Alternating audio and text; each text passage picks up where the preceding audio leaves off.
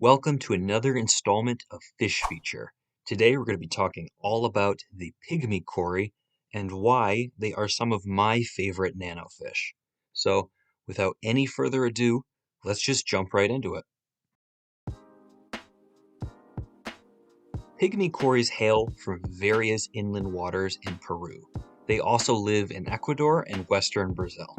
In these regions, the Pygmy Cories reside in small tributaries, creeks, flooded forests, and other small pools. They prefer to stay out of the fast-flowing currents. This wide variety of habitats makes them a very flexible fish in the aquarium hobby. Pygmy Cories have an average lifespan of 10 years in captivity. However, some individuals have been known to live up to 15 years, which is very surprising for how little these guys truly are. Speaking of which, their max size is roughly 3 centimeters, which is a very small max size. That's quite big.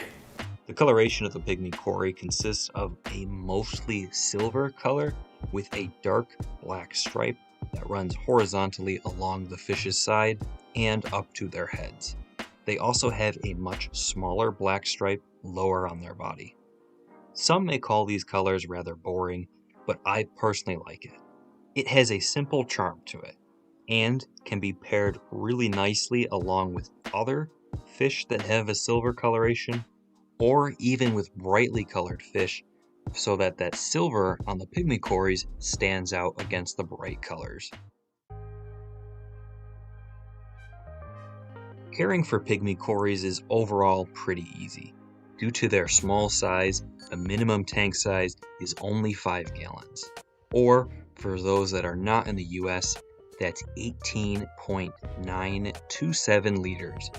However, I will say having them in a 10 or even 20 gallon tank is definitely better. Pygmies, like all cories, are a big schooling fish, so having enough of these guys together is very important.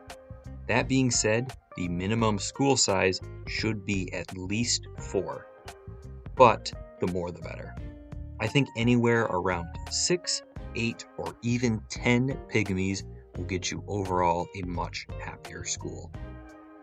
Pygmies are primarily going to be at the bottom of your tank. However, unlike other cory species, they tend to hover around the middle of your tank as well.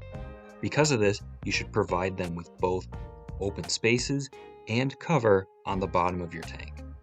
They also really like large, flat leaves to lay on, so definitely give them some of those plants. As said before, these guys will come from slower moving waterways without fast current. Because of this, you should avoid any fast flowing water in your aquarium.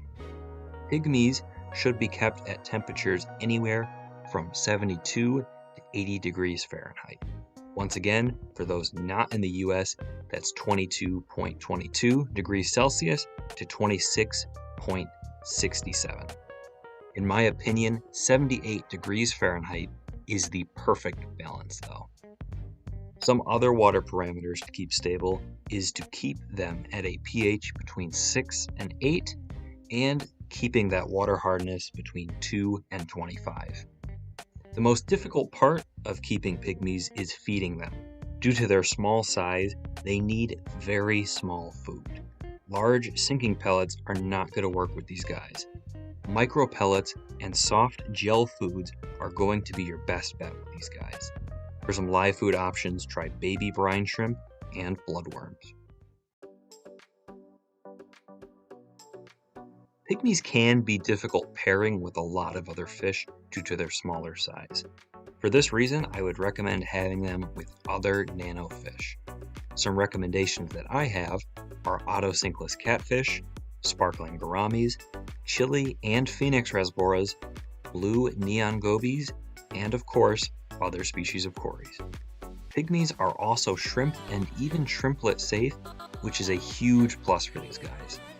You really just want to avoid any fish with large enough mouths to eat these guys. You'll also want to avoid fish that are aggressive eaters, such as harlequin rasboras, just to make sure that these guys are getting enough food to eat. as they are pretty shy feeders. Breeding pygmies can be somewhat challenging due to their small size. If you want to breed pygmies, it's best to have them in their own tank. You'll want to feed them live foods, and you'll want to soften the water down. The best way to do this is to introduce various botanicals to the tank.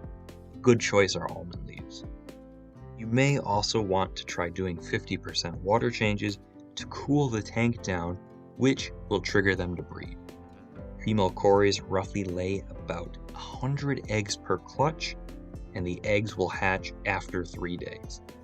With Pygmy Corys, there really is no need to separate the adults from the fry, as the adults do not predate on the babies. The babies will be heavily reliant on the microfauna in your tank, so you'll want to keep the almond and other decaying leaves present. And that should pretty much be everything you need to know about the Pygmy Cory. What do you think? Are pygmies the best nano bottom feeder? Let me know your thoughts down in the comments below.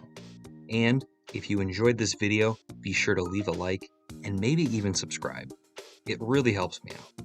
I also just wanted to say thank you guys so much for the recent support on all of my videos. It really means a lot to me. I mean, just look at that subscriber count. Oh yeah! Anyways, I'll see you guys in the next video. Take care.